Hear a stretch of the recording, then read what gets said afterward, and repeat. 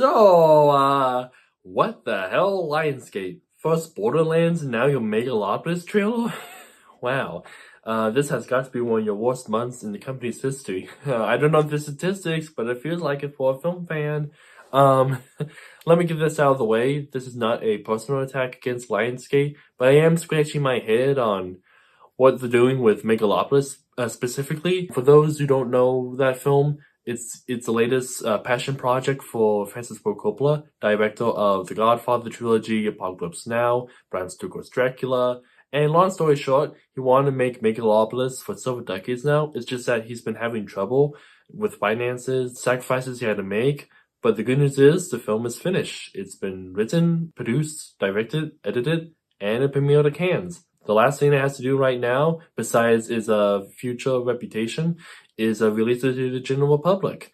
And good for him. I'm glad this film is coming out. I've not yet seen Megalopolis, but I'm waiting to see it around late September. It looks wild, looks bonkers, but I'm not sure if anyone's going to see it. And releasing it to the general public has been a challenge in itself.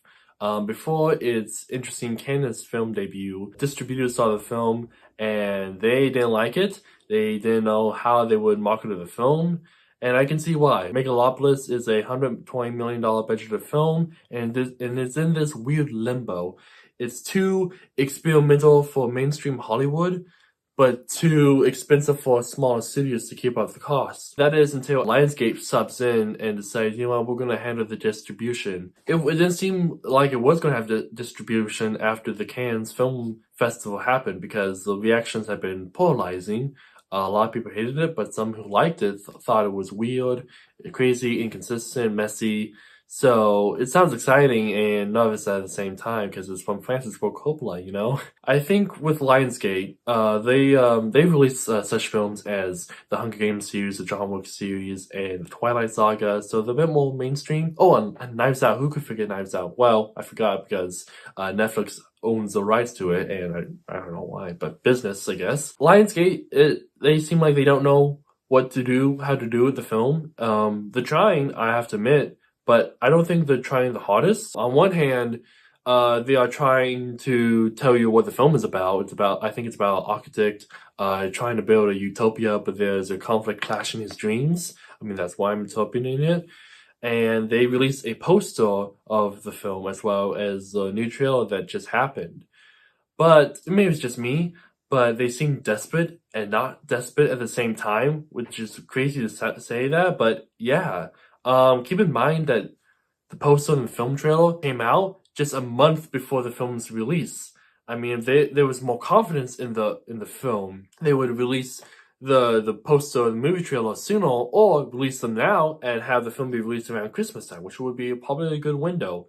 But at the same time, they seem desperate because they forced in those fabricated critic quotes, which rubbed me the wrong way. And I knew it was a red flag when I saw Roger Ebert's name for when they mentioned Bram Stoker's Dracula. I read his review several months ago, and he said it was a good movie. He gave it a 3 out of 4 stars. That's 75%, 3.5 out of 5 stars. That tells you he liked the movie. He thought it was good. He didn't say it was bad like the movie trailer said. And it became so controversial that Lionsgate pulled the trailer out. I mean, other sources still has a trailer, I think, unless Lionsgate says, oh, copyright claim, which makes sense, I guess. But what a terrible move. I mean, just reminded me of the time of the Spellbound trailer released by Netflix, where they forced so hard into, oh, the guy who brought you these sorts of Pixar movies, he's involved in this project, even though he's just as the owner of Skydance Studios, I think, John Lasseter. Just really in your face and disrespectful too. And I see disrespectful not just for the critics, but also for the people who don't like the movie. And Lionsgate, like I said, is desperate and not desperate at the same time. They're desperate because it's directed by Francis Ford Coppola, a legendary filmmaker. But they're not so desperate because they're releasing it wide at minimum. So 1,500 theaters, that's not very wide. That's the bare minimum to get a cinema score, which, by the way, if it gets F, oh boy. Here's the thing. I don't think Francis Ford Coppola and his family were expecting to get profit out of this film. I mean, it would be nice. It would be a nice cherry on top. but they're just like, I want to tell this film. I have a story, and I have this vision, and let's explain it. But for Lionsgate and other studios, they're like, we want to make profit so we can run a business. They're like, if we spend too much money and it flops, it's a disaster. But we need promote it, or else it could go worse. So it's just like a limbo. Megalopolis, it might be the most limboest movie of the year. Maybe if Lionsgate had more faith in Borderlands, which is now known as one of the worst movies, both critically and financially, of the year. If Borderlands was a bit of a success, and they would have more faith in Megalopolis, or at least more resources. But that didn't happen. And this thought came to my mind. I hope Megalopolis does not become the next Heaven's Gate. Heaven's Gate became one of the worst movies at the time of its release, but I was getting a call for Halloween, even though I despise that film. But the box office, it tanked. It did so poorly that United Artists pulled the film 2 weeks out of its release, and MGM bought them because they couldn't sustain themselves. And I hope it doesn't happen with Lionsgate, because Lionsgate, I don't think they're doing hot, despite John Wick Chapter 4 doing very well, but the Hunger Games prequel did okay numbers, critically and financially. And I hope Megalopolis doesn't, like I said, doesn't become the next Heaven's Gate. It sounds like Borderlands walked, so Megalopolis ran. I'm not expecting Megalopolis to be a huge success, unless they're gonna pull a Titanic out of its ass, all of a sudden it has legs, I'm not expecting for Megalopolis. It looks too weird for general audiences. But I think at the end of the day, Megalopolis will find a following in the following years. Maybe not in the same ranks as Godfather or Apocalypse Now, but in a way that is hey, this is, I can feel it's the most personal film for Francis Ford Coppola. So Megalopolis is just in a weird place of history. I don't know what it's going to be like.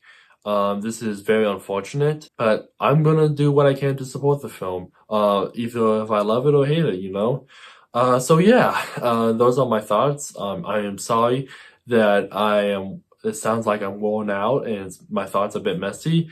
It's just that I've recorded this multiple times, and I even have this new note card sheet to write down some of my thoughts now, because it's been frustrating understanding my thoughts. I thought I would get them down, and it's just been interesting for me. But yeah, if you like these kinds of rambling essays or have your thoughts, please share them down in the comments below.